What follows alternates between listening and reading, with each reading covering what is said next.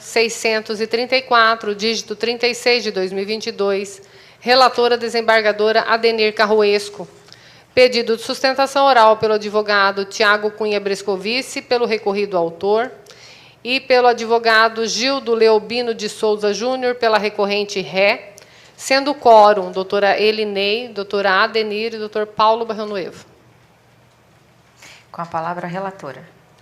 Obrigada. A proposta de voto é no sentido de conhecer do recurso ordinário interposto pela ré, bem como das respectivas contrarrazões, e, no mérito, dar-lhe parcial provimento, a fim de excluir da condenação o pagamento de horas extras. Inverte-se o ônus da sucumbência, ficando somente a encargo do autor o pagamento dos honorários advocatícios sucumbenciais no importe de 5% sobre o valor da causa, ficando suspensa a exigibilidade. Custas a cargo do autor, calculadas sobre o valor da ação, das quais está dispensado do recolhimento. É a proposta de voto. Obrigada, desembargadora Adenir.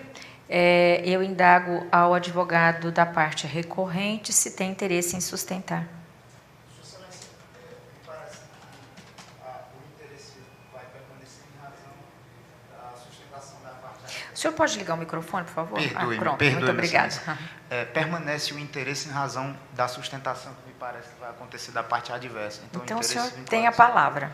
Agradeço-lhe bastante. Não sem antes, Excelências, saudar Sua Excelência, a excelentíssima senhora desembargadora Elinei Veloso, em nome de quem saúdo os demais desembargadores federais, componentes desta egrégia primeira turma do COLEN, do Tribunal Regional do Trabalho da 23ª Região, saudando também os demais presentes, meus colegas advogados, o excelentíssimo representante do órgão oficiante da Procuradoria do Trabalho, e com que satisfação não estou aqui para, a despeito da possibilidade de declinar da sustentação oral ante o provimento parcial do recurso ordinário aviado em favor da recorrente, entidade de grau de representação de segundo grau, entidade de representação sindical de segundo grau, melhor dizendo, com que satisfação não estou aqui desta tribuna para tentar minimamente explorar os argumentos consubstanciados nas razões do recurso aviado. Serei breve, mas tentarei destacar aquilo que ressalta aos olhos e foi muito bem delimitado quando do primeiro voto prolatado pelo intelecto jurídico da excelentíssima senhora desembargadora, hoje presidente deste tribunal, a quem saúdo por isso, doutora Adenir Carruesco. Trata-se de um recurso que intenta reformar a sentença emanada pelo juízo da 9ª Vara do Trabalho de Cuiabá. Não sem o brilhantismo costumeiro, houve a aplicação do artigo 20 da Lei Federal 8.906, sem a adoção das cautelas e das circunstâncias que o caso, a moldura fática, lhe trazia. Justamente porque o autor, o reclamante recorrido, é advogado, especialista em direito do trabalho, direito processual do trabalho, que fora contratado no longínquo ano de 2010, setembro de 2010, justamente para assistir a entidade de representação sindical de segundo grau, composta por membros de uma categoria vilipendiada ao longo dos anos no país, agricultores que vivem sob o regime da economia familiar, uma economia de subsistência, uma agricultura de subsistência, e que, em razão do esforço desde sempre, não tiveram as mesmas oportunidades que eu ou que o autor recorrido tiveram de estudar, de obter teoria, obter conhecimentos, e justamente por isso contrataram-no para assessorá-los juridicamente e, evidentemente, entre as funções de assessoria jurídica, de assistência jurídica, está a minimização de riscos trabalhistas, a possibilidade de se indicar um caminho a ser trilhado sem que haja problemas do ponto de vista jurídico, isto é, seguir a lei, minimizar problemas trabalhistas. E o nobre advogado desempenhou, por que não dizê-lo, a função com muita competência, o que nos leva a crer, com o máximo respeito que lhe tenho, que no seu caso específico, valeu-se de má-fé e de estrita intenção de violar a lei ao deixar de indicar a uma série de diretores a necessidade, no seu caso específico, quando da confecção e da formalização de seu contrato de trabalho, a necessidade de formalizar uma cláusula de dedicação exclusiva.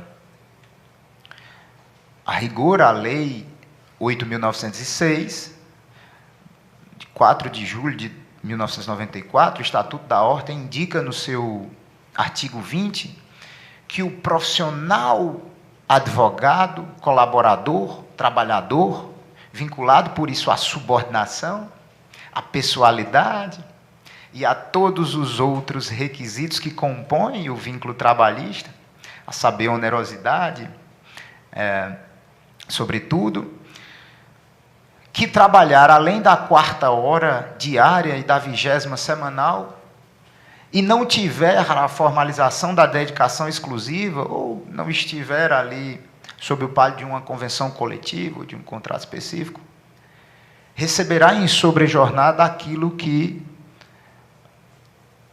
transpassar, ultrapassar, abundar ali a 4ª hora.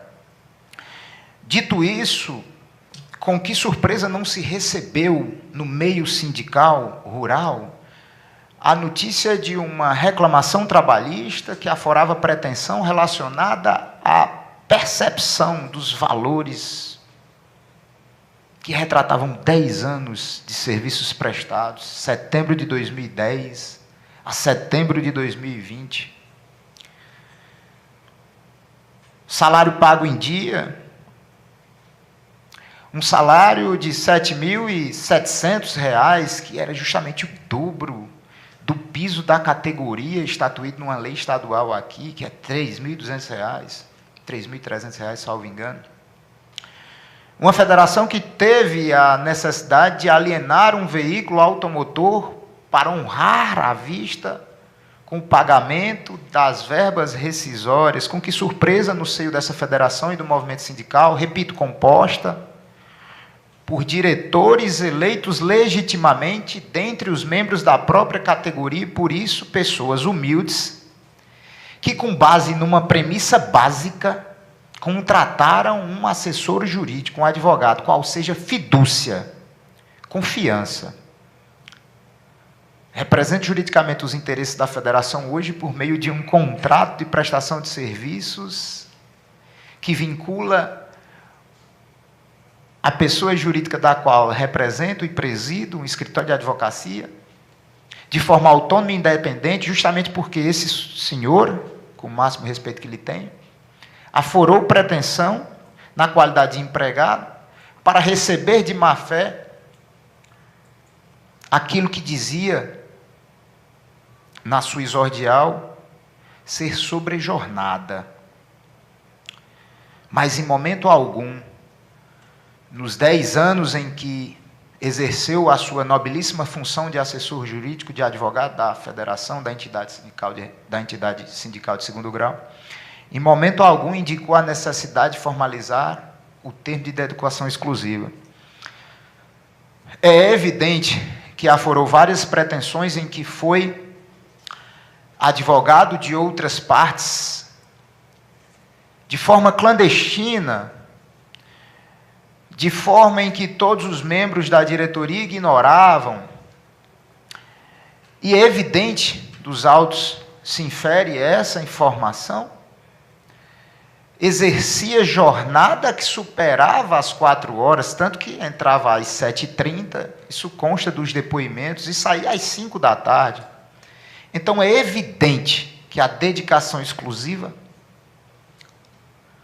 é regra implícita, básica, do contrato de prestação de serviços do contrato que formalizava o seu vínculo laboral com a Federação de Agricultores no Estado do Mato Grosso. A despeito da disposição do artigo 20, analisar o caso com as peculiaridades que há nele íncitas, as circunstâncias específicas que o diferenciam da letra fria da legislação,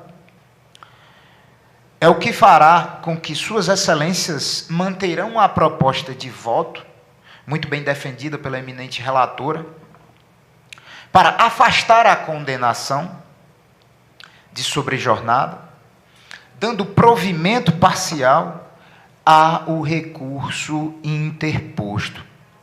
É dado que a ninguém se garante enriquecer-se sem causa. Repito, houve a percepção do salário e os valores de rescisão trabalhista. Ninguém pode beneficiar-se da própria torpeza. E a intenção do recorrido, desde o início, foi aforar a pretensão, tão logo houvesse a rescisão trabalhista, circunstância que realmente se concretizou. São esses os argumentos que me valho para requerer a Vossas Excelências a análise do caso, dar provimento ao recurso e afastar a condenação prolatada pelo eminente juiz da 9ª Vara do Trabalho de Cuiabá. Muitíssimo obrigado pela atenção. Obrigada, doutor. Com a palavra, doutor Tiago, advogado da parte autora. Bom dia, Vossas Excelências. Cumprimento Vossas Excelências, primeiramente a eminente relatora e presidente desta corte, desembargadora Adenir Carruesco, desembargadora Ednei Veloso, presidente da turma, desembargador Paulo Barrinho Noevo, desembargadora Guimar Peixoto, eminente membro do Ministério Público do Trabalho, servidores e colegas advogados aqui presentes. Vossas Excelências, antes de adentrar ao caso especificamente, eu gostaria de fazer um reconhecimento público aqui, porque o acórdão anterior foi anulado em decorrência do cerceamento de defesa por supressão da sustentação oral, e há de ser reconhecido o compromisso que esta Corte tem com o exercício das prerrogativas da advocacia e da ampla defesa e contraditório. É também a oportunidade para restabelecermos a verdade, porque a verdade não foi dita na sustentação oral anterior feita pela parte recorrente. Isto porque, conforme foi delineado, o empregado recorrido, de fato, era advogado, mas arguiu em sua petição inicial que houve uma mudança contratual no ano de 2015. Ele foi contratado em 2010, segundo sua narrativa, e até o ano de 2014 permaneceu trabalhando em regime parcial de tempo, e não em regime integral. A defesa arguiu que a contratação se deu em regime de exclusividade em carga horária de 8 horas desde o início da contratação, porém não trouxe aos autos ficha de registro, controles de jornada ou qualquer elemento comprobatório que trouxesse essa carga horária inicialmente contratada. Nem contrato de trabalho foi juntado com a defesa. Se estamos a falar de má-fé aqui, a má-fé é da ré, que sequer trouxe documentos essenciais ao deslinde da ação. Então, para que fique claro isso, eu trago um trecho da inicial, porque no acórdão anterior, com permissa vênia, Vossa Excelência, havia um erro de premissa, de que a jornada contratual era incontroversa, mas não. Na petição inicial aqui, que está numerada com parágrafos, no 5º parágrafo está descrito com clareza: insta a esclarecer que, com a primeira diretoria, de mandato entre 2010/2014, o reclamante laborava com jornada flexível de um período apenas, que podia ser ela no período da manhã ou à tarde, conforme era a necessidade e a conveniência da reclamada. Ou seja, a reclamada aduziu que essa jornada, diferentemente do que é trazido na inicial, era em período integral, atraindo para si um ônus da prova por trazer fato impeditivo e extintivo do direito do autor. Ao dizer que a jornada contratada era de 8 horas, deveria ter trazido elementos contratuais robustos no sentido de comprovar que a jornada era de fato esta, que ele havia sido contratado para exercer 8 horas diárias, coisa que não o fez. É uma prova eminentemente documental. A prova oral por seu turno ficou dividida. As testemunhas do autor disseram que ele inicialmente foi contratado para trabalhar em período parcial e posteriormente em período integral, enquanto que a prova oral da ré disse que ele sempre foi contratado com carga horária total de 8 horas. Neste sentido, ao atrair o ônus do fato impeditivo e extintivo do direito, incumbiria a ré a prova. E, restando a prova oral dividida, deve remanescer o ônus em desfavor da parte que o atraiu. Então, é preciso dizer ainda que o TST não reconhece a possibilidade de que esta cláusula contratual seja pactuada de maneira tácita. Ao julgar diversos casos semelhantes a este de advogado empregado, reconheceu que a renúncia, porque esta cláusula equivale à renúncia da jornada de trabalho, ela precisa ser expressa. E não havia, e sequer o contrato de trabalho foi trazido aos autos. Não foi trazido, não foi trazido contrato de trabalho, não foi trazido ficha de registro, não foi trazido controles de jornada, não foi arguida a exceção de menos de 10 empregados antes da reforma trabalhista e menos de 20 depois da reforma trabalhista. Ou seja, basicamente o que fez a ré foi argumentar que existiria uma cláusula tácita sem trazer qualquer elemento de prova que consubstanciasse este elemento necessário, que é a carga horária, para que configurasse essa cláusula tácita. Não havia dedicação exclusiva, não havia dedicação em período integral. Este fato é controvertido e foi dirimido apenas por prova oral. Então, é neste sentido que a ré não trouxe qualquer elemento que consubstanciasse essa tese. E por conta disso, Vossas Excelências, inequivocamente, nós temos que dirimir este caso por meio da prova oral que foi feita. E nela, restando ela dividida, o ônus tem que ser em favor do autor, que trouxe elementos de prova também no sentido de que foi contratado em regime parcial. Portanto, com máxima vênia, e isso constou inclusive de embargos de declaração no acordo anterior, este erro de premissa que havia da incontroversa jornada contratual, este caso deve ser dirimido por meio de provas. E essas provas acarretam a inequívoca conclusão de que não houve, em momento algum, a pactuação de exclusividade. E que sim, houve uma alteração no curso do contrato de trabalho a partir de 2015, que é o período postulado na petição inicial, segundo o qual o autor começou a trabalhar 8 horas diárias. E ele postula as horas extras decorrentes desse período superveniente, e não desde o início da contratualidade. São estes os aspectos primordiais que eu peço a Vossas Excelências que se atentem, e peço que revisem o sentido decisório que foi dado até então, agradecendo desde já pela atenção despendida. Nós que agradecemos, doutor. Com a palavra a relatora. Obrigada, presidente. Agradeço os advogados que brilhantemente sustentaram, sempre engrandece a corte. Eu vou aqui fazer apenas um resumo dos principais fundamentos aqui, pelos quais eu trago essa proposta de solução, mas eu inicio já ponderando que, diferente do que foi alegado em contrarrazões e também na inicial, consta, sim, do processo o registro de empregado.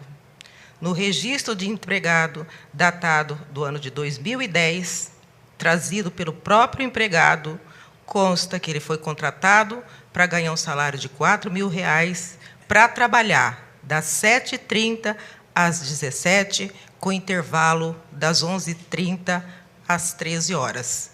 Esse documento, repita-se, foi trazido pelo próprio autor. E eu pondero aqui no voto.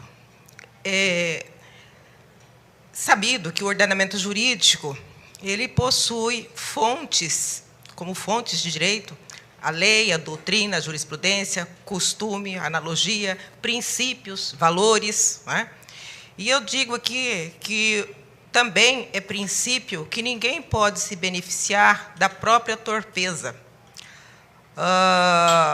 E eu trago aqui mais fundamento, que, aliado a esse último princípio, o artigo 3º da Lei de Introdução ao Direito estabelece: ninguém se excusa a cumprir a lei, alegando que não a conhece. Pois bem, feitas essas considerações, na hipótese, eu verifico que o autor, na qualidade de advogado, foi contratado pela Federação de Trabalhadores na Agricultura do Estado de Mato Grosso. E aqui eu chamo a atenção que não se trata de uma federação de empregadores, de empresários, e sim de trabalhadores na agricultura, o que faz sentido a alegação do advogado que sustentou, de pessoas humildes e que não conhecem o direito. E justamente por isso é que contrataram uma pessoa especialista em direito e na área trabalhista, não é? E ele tinha que avaliar, inclusive, as questões que versavam sobre acordos coletivos, conforme o depoimento que foi colhido. Assim, considerando as particularidades desse caso, em que o autor, advogado atuante na área trabalhista, foi contratado para assessorar juridicamente uma federação de trabalhadores, tenho que não poderia se excusar de seu conhecimento jurídico acerca da necessidade de inserção de cláusula contratual laboral de dedicação exclusiva para fins da fixação da jornada diária de 8 horas. Necessário pontuar que o sistema jurídico brasileiro, como eu já disse e repito, rejeita o requerimento sem causa e o benefício em face da própria torpeza. Quero destacar também aqui que consta do processo o termo de rescisão contratual, e o advogado assina o termo de rescisão contratual sem apor qualquer ressalva. Em momento algum, durante o contrato ou no final do contrato, ele alertou os seus constituintes de que havia alguma irregularidade, que havia qualquer ofensa a direitos trabalhistas. Então, é por isso, por essas razões e outras que consta do voto, a minha proposta de solução, senhora presidente. Eu concordo com Vossa Excelência, especialmente porque extraio dos documentos que instruem a petição inicial o contrato de trabalho, com o horário, como Vossa Excelência já bem declinou na leitura do seu voto, com o horário marcado de trabalho entre... Cadê? Eu abri aqui, fiz questão de abrir novamente para frisar esse horário de trabalho que está no contrato. Horário das 7h30 às 17 horas, com intervalo de almoço de 11h30 às 13 horas. Então, se esse horário não for de dedicação exclusiva, o que seria? Então, por essa razão, é que eu acompanho a nobre relatora em sua proposta de voto. Desembargador Barrinoevo? Estou acompanhando a relatora também. Então, não há divergência nesse caso, a decisão é unânime nos termos do voto da relatora. Agradeço aos nobres advogados que sustentaram e desejo um bom dia de trabalho.